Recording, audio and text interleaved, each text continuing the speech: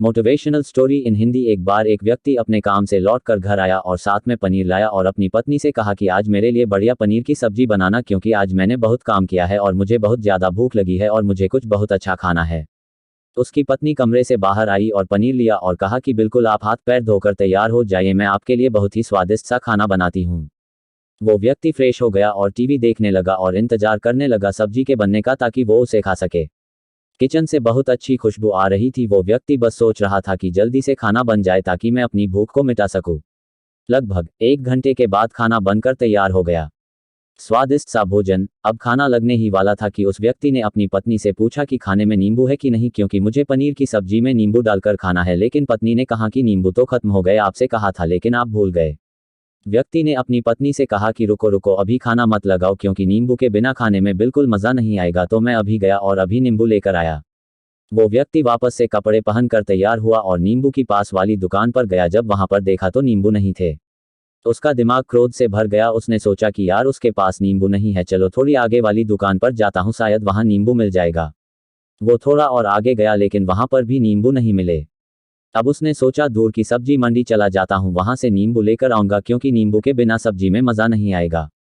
करीबन आधे घंटे के बाद वो करीब की सब्जी मंडी में पहुंचा। वहां पर उसे नींबू मिल गया और वो बहुत खुश हुआ कि चलो नींबू मिल गया और अब मैं घर में जाऊंगा और सब्जी में नींबू डालकर अच्छे से सब्जी खाऊंगा। अब वह खुशी खुशी नींबू लेकर घर आया और अपनी पत्नी से कहा कि जल्दी से सब्जी गर्म कर दो, रोटी गर्म कर दो और नींबू काट, ताकि मैं अच्छे से खाना खा सकूं।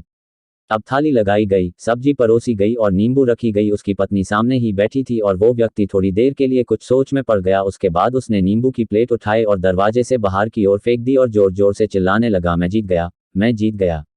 पत्नी ये देखकर घबरा गई कि कहीं ये पागल तो नहीं हो गए, इन्होंने सारे के सारे नींबू दरवाजे से बाहर की ओर क्यों फेंक दिए।